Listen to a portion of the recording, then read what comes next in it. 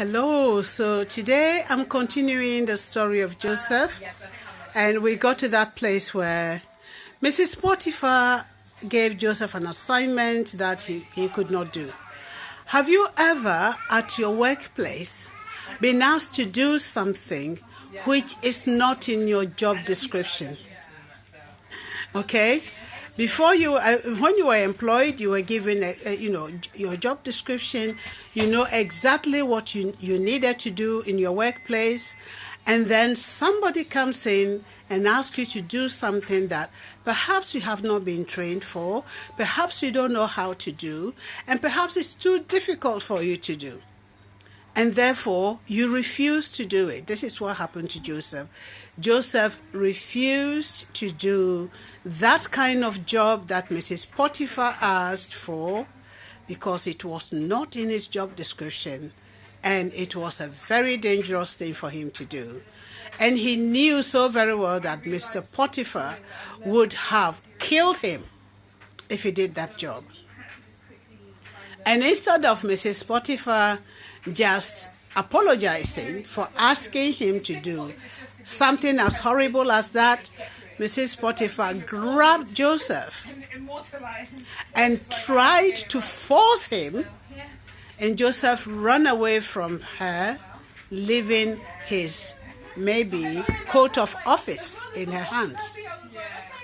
And as some people do, she used that as evidence against him and told her husband that Joseph tried to rape her. What?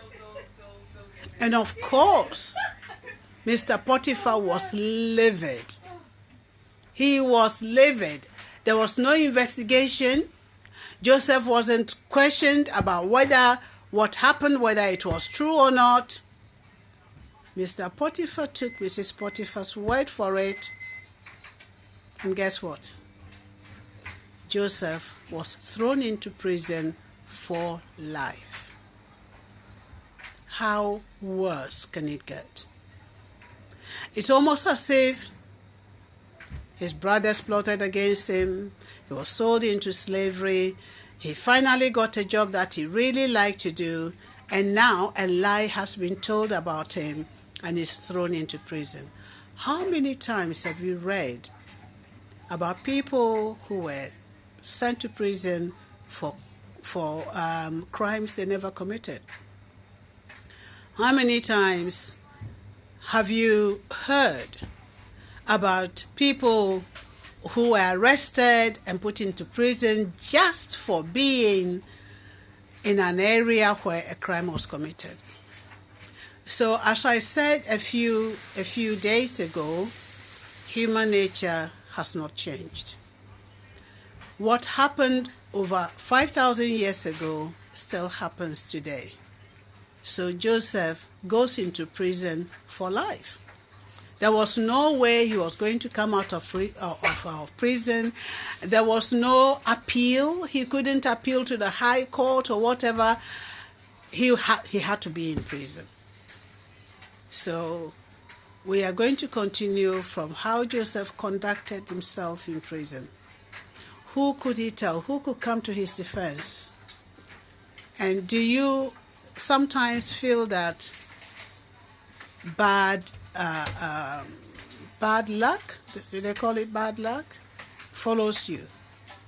This is a very, very sad and a very low point in Joseph's life. So he got to stay in prison for the rest of his life. We'll continue this story, and that is why my poem, Dreaming Joseph, won that award. Because I thought, if I could interview Joseph, what would he say? After everything that Joseph went through, now he's in prison. In prison for life? Or is he going to come out of prison? Okay, thank you so much for watching, for joining me, for commenting. As I said before, this is a challenge. I'm supposed to post something every day for 30 days. And, well, I'm trying my best.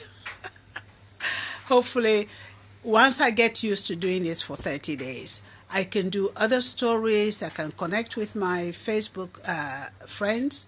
And also, I could form a group of story time or story lovers. And then we can connect with each other that way. So thank you for today's session. Joseph is in prison.